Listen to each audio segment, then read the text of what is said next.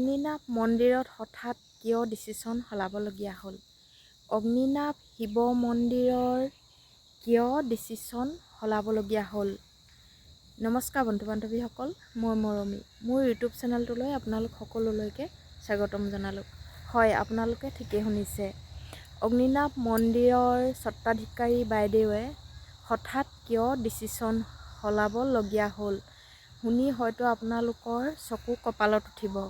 কাৰণ এনেকুৱা ডিচিশ্যন কিয় ল'ব লগা হ'ল আপোনালোকে এই ভিডিঅ'টোতে গম পাব, কিন্তু শেষলৈকে চাব লাগিব।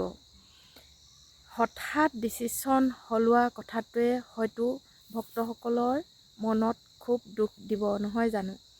কিয় এনেকুৱা এটা সিদ্ধান্ত হঠাতে ল'ব লগা হ'ল আপোনালোকক মই কৈ আছোঁ। আৰু যিসকলে মোৰ ভিডিঅ'টো চাই আছে তেওঁলোকে লাইক, কমেণ্ট আৰু শ্বেয়াৰ কৰি দিব বুলি আশা ৰাখিলোঁ। আৰু অগ্নিনাভ বাবাৰ নামত মোৰ চেনেলটো ছাবস্ক্ৰাইব কৰি কাষতে থকা বেল আইকনটো ক্লিক কৰি অলপ আগবাঢ়িবলৈ সুবিধা দিব বুলি আশা ৰাখিলোঁ। আমি এতিয়া আচল কথালৈ আহোঁ, নহয় জানো? হঠাৎ অগ্নিনাভ বাবাৰ মন্দিৰত ডিচিশ্যন কিয় সলাব লগা হ'ল?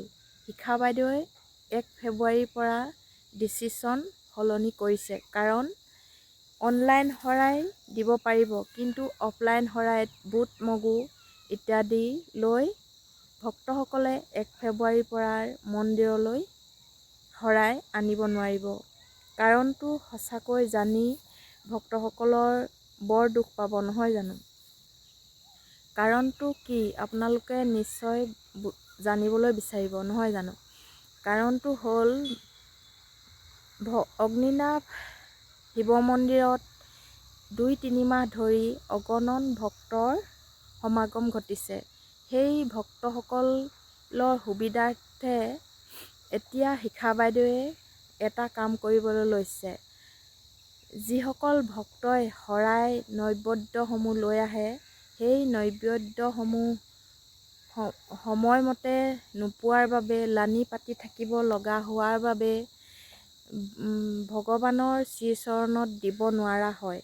আৰু সেই বুট মগুসমূহ বা কলসমূহ, তিয়াই অনা কল, কুঁহিয়া ইত্যাদি সকলোবোৰ বেয়া হৈ যায় বা অনিষ্ট হয়।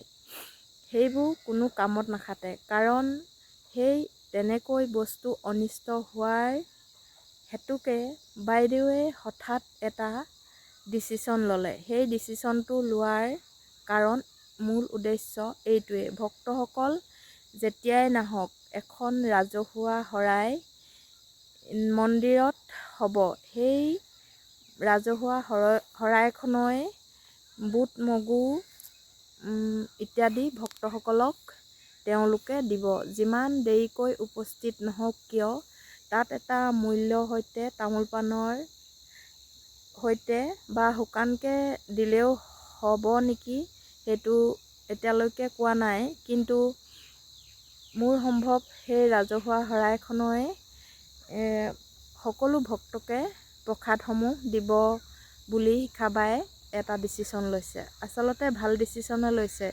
যি নেকি বস্তুসমূহ তিয়াই মেলি লৈ আহে, কল, কুঁহিয়া ইত্যাদি ফল মূলবোৰ বেয়া হৈ যায়, কলসমূহ গেলি যায়, নাৰিকল ভাঙি লৈ আহে, ভাঙি অনাৰ পাছত নিশ্চয় সেইবোৰ 2-এদিনৰ ভিতৰতে বেয়া হৈ যায় বা টাইমত নাপালে তাত ৰৈ থকা হয়। আৰু বাৰে বাৰে তাত শৰাইখন সজাবলৈ অলপ অসুবিধাও হয়।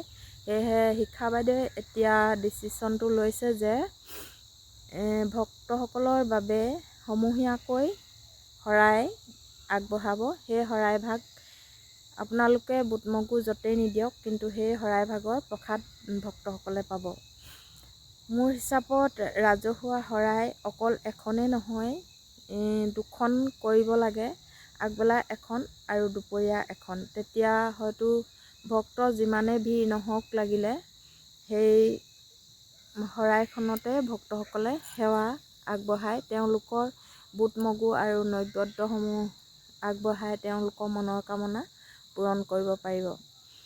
আপোনালোকে নিশ্চয় এতিয়া বুজি পালে শিখা বায়ে কিয় ডিচিশ্যন সলালে আৰু এই ডিচিশ্যনটো ভক্তসকলে ভাল পায় নে বেয়া পায় আপোনালোকে কমেণ্ট কৰি জনাবলৈ নাপাহৰিব। আৰু এনেকুৱা অগ্নিনাভ মন্দিৰৰ ভিডিঅ'সমূহ পাবলৈ বা চাবলৈ আপোনালোকে মোৰ চেনেলটো ছাবস্ক্ৰাইব কৰি কাষতে থকা বেল আইকনটো ক্লিক কৰি অল কৰি দিব বুলি আশা ৰাখিলোঁ। আৰু অগ্নিনাভ বাবাক সেৱা জনাই আপোনালোকে ইয়াৰ পৰাই মনৰ কামনা পূৰণ কৰিব পাৰে। যিসকলৰ অগ্নিনাভ বাবাৰ প্ৰতি শ্ৰদ্ধা আৰু ভক্তি আছে নিশ্চয় তেওঁলোকে সুফল পাব বুলি মই আশা ৰাখিলোঁ। আৰু আজিলৈ ভিডিঅ'টো ইমানতে সামৰিছোঁ। ধন্যবাদ।